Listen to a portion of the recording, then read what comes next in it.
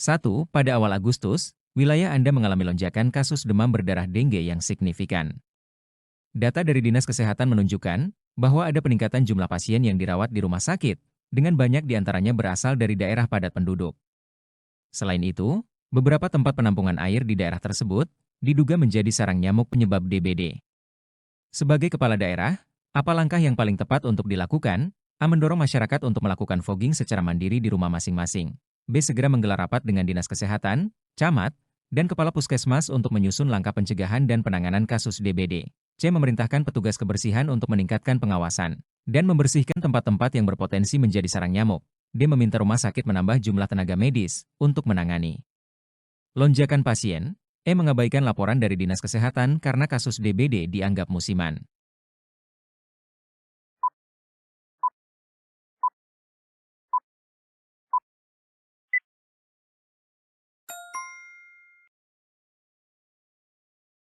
Opsi B.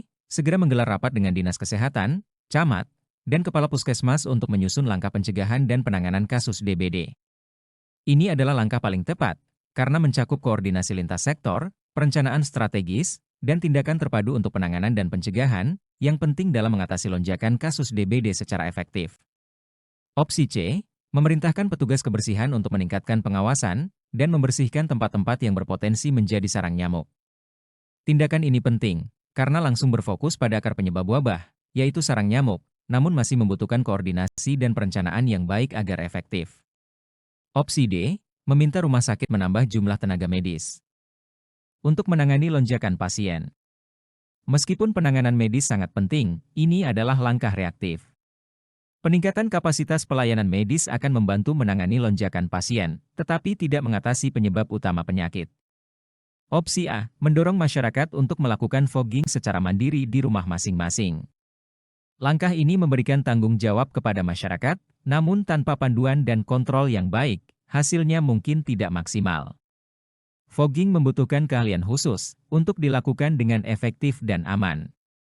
Opsi E. Mengabaikan laporan dari Dinas Kesehatan karena kasus DBD dianggap musiman. Ini adalah pilihan terburuk karena mengabaikan peringatan dari Dinas Kesehatan dapat memperburuk wabah dan menyebabkan lebih banyak korban. 2. Rina adalah seorang supervisor di sebuah perusahaan jasa keuangan yang ingin meningkatkan kolaborasi dan komunikasi di antara anggota timnya. Dia menyadari bahwa hal ini penting untuk menciptakan lingkungan kerja yang lebih produktif dan efisien. Salah satu anggota timnya seringkali merasa kesulitan bekerja sama dengan rekan-rekan yang berbeda latar belakang.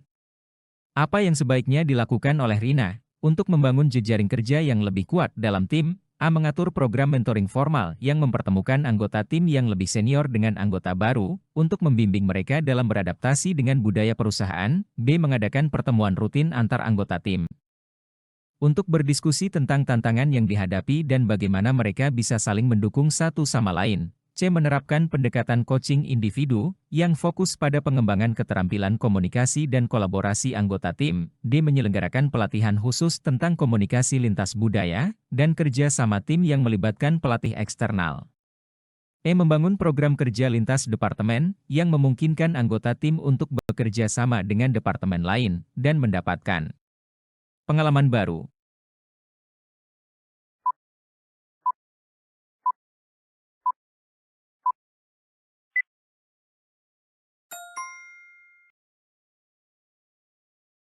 Opsi B. Mengadakan pertemuan rutin antar anggota tim untuk berdiskusi tentang tantangan yang dihadapi dan bagaimana mereka bisa saling mendukung satu sama lain. Ini adalah langkah terbaik karena mendorong komunikasi langsung, diskusi terbuka, dan kolaborasi yang penting untuk membangun hubungan antar anggota tim dan menyelesaikan masalah yang muncul. Opsi D. Menyelenggarakan pelatihan khusus tentang komunikasi lintas budaya dan kerja sama tim yang melibatkan pelatih eksternal. Pelatihan lintas budaya akan sangat membantu dalam tim yang memiliki latar belakang berbeda, dan pelatih eksternal bisa memberikan perspektif serta keterampilan baru untuk mengatasi kesulitan kerjasama. Opsi A. Mengatur program mentoring formal yang mempertemukan anggota tim yang lebih senior dengan anggota baru untuk membimbing mereka dalam beradaptasi dengan budaya perusahaan.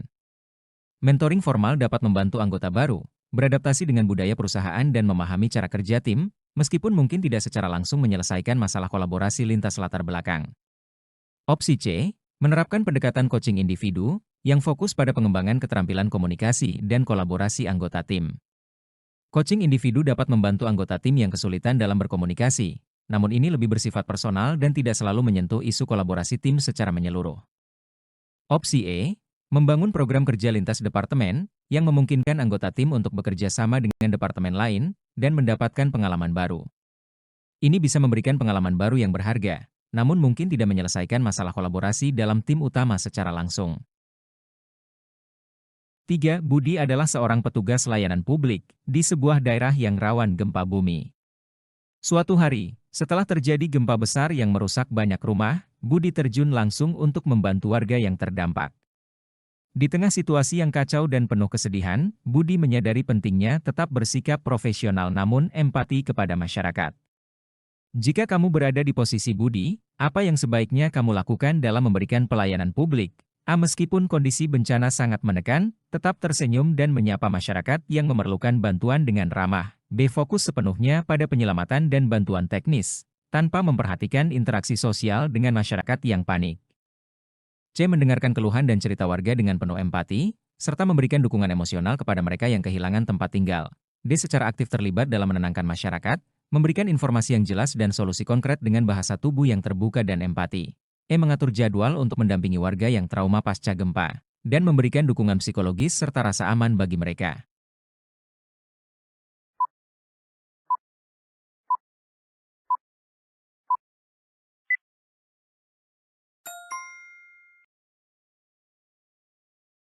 Opsi D, secara aktif terlibat dalam menenangkan masyarakat, memberikan informasi yang jelas, dan solusi konkret dengan bahasa tubuh yang terbuka dan empati.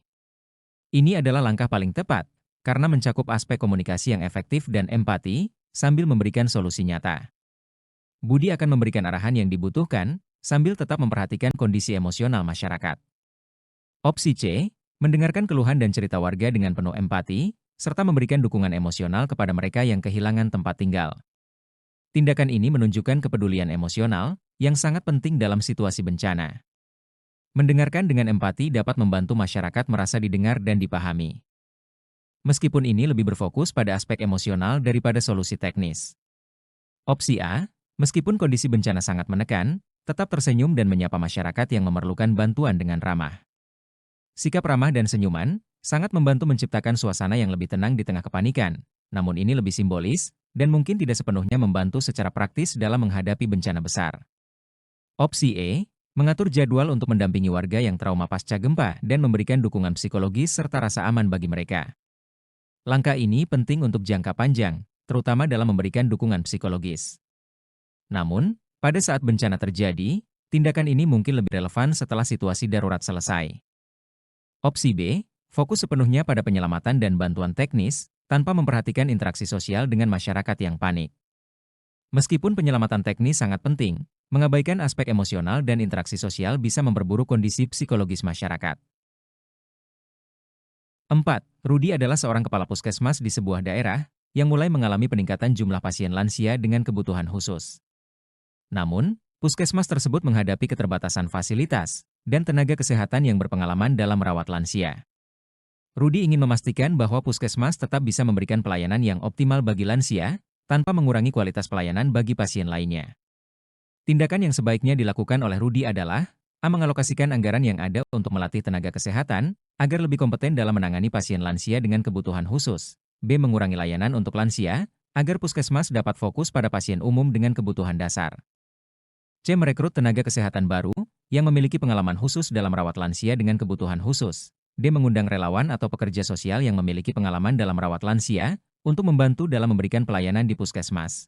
E. Membentuk kerjasama dengan lembaga-lembaga kesehatan atau organisasi nirlaba yang fokus pada pelayanan lansia, untuk meningkatkan kualitas pelayanan di puskesmas.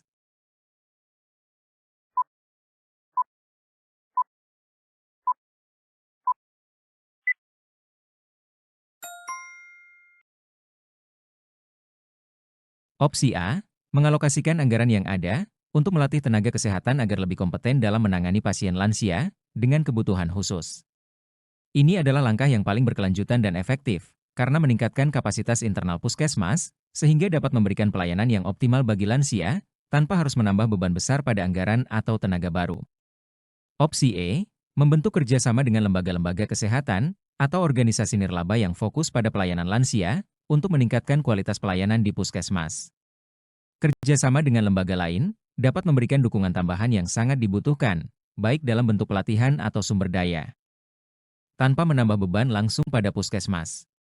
Opsi C, merekrut tenaga kesehatan baru yang memiliki pengalaman khusus dalam merawat lansia dengan kebutuhan khusus. Perekrutan tenaga baru yang berpengalaman bisa membantu langsung dalam meningkatkan pelayanan, namun bisa memakan waktu dan biaya yang tidak sedikit. Opsi D, mengundang relawan atau pekerja sosial yang memiliki pengalaman dalam merawat lansia untuk membantu dalam memberikan pelayanan di puskesmas. Relawan atau pekerja sosial dapat membantu meringankan beban, namun mereka mungkin tidak selalu tersedia dalam jangka panjang, sehingga ini lebih merupakan solusi sementara. Opsi B, mengurangi layanan untuk lansia agar puskesmas dapat fokus pada pasien umum dengan kebutuhan dasar. Ini adalah langkah yang paling tidak ideal, karena mengurangi layanan untuk salah satu kelompok yang paling rentan, yang bertentangan dengan tujuan peningkatan pelayanan yang inklusif. 5. Siti adalah seorang kepala sekolah di sebuah sekolah inklusi, yang memiliki siswa dengan berbagai latar belakang dan kebutuhan khusus. Namun, sekolah tersebut kekurangan guru yang memiliki keterampilan khusus dalam mengajar siswa dengan disabilitas. Siti ingin memastikan bahwa setiap siswa mendapatkan akses pendidikan yang berkualitas, tanpa terkecuali. Tindakan yang sebaiknya dilakukan oleh Siti adalah A. Mengalokasikan dana sekolah untuk melatih guru-guru yang ada, agar lebih terampil dalam mengajar siswa dengan kebutuhan khusus. B. Membatasi jumlah siswa dengan kebutuhan khusus yang diterima, agar fokus pada siswa reguler. C. Merekrut guru baru yang memiliki latar belakang pendidikan khusus. Untuk menangani siswa dengan kebutuhan khusus, D. Mengundang relawan dari komunitas yang memiliki pengalaman dalam pendidikan inklusi, untuk membantu guru dalam mengajar. E. Menjalin kemitraan dengan organisasi yang fokus pada pendidikan inklusi, untuk memberikan pelatihan atau dukungan tambahan kepada guru-guru di sekolah.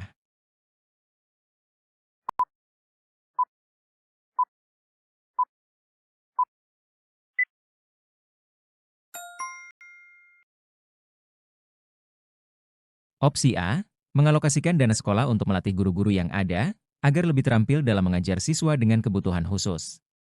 Ini adalah langkah paling efektif dan berkelanjutan, karena meningkatkan kapasitas internal guru yang sudah ada. Mereka akan lebih siap menghadapi tantangan dalam mengajar siswa dengan disabilitas secara langsung. Opsi E, menjalin kemitraan dengan organisasi yang fokus pada pendidikan inklusi, untuk memberikan pelatihan atau dukungan tambahan kepada guru-guru di sekolah.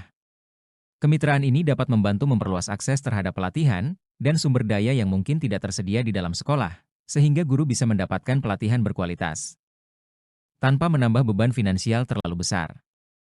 Opsi C, merekrut guru baru yang memiliki latar belakang pendidikan khusus untuk menangani siswa dengan kebutuhan khusus. Perekrutan guru baru dengan spesialisasi pendidikan inklusi dapat memperbaiki kualitas pengajaran, namun ini bisa memerlukan anggaran yang besar dan waktu untuk proses perekrutan. Opsi D, mengundang relawan dari komunitas yang memiliki pengalaman dalam pendidikan inklusi untuk membantu guru dalam mengajar. Bantuan dari relawan bisa menjadi solusi sementara yang meringankan beban guru, namun ini tidak bersifat permanen dan bisa sulit diandalkan dalam jangka panjang. Opsi B, membatasi jumlah siswa dengan kebutuhan khusus yang diterima, agar fokus pada siswa reguler. Ini merupakan solusi yang tidak ideal, karena bertentangan dengan prinsip inklusi yang berusaha memberi kesempatan yang sama bagi semua siswa, termasuk yang memiliki kebutuhan khusus.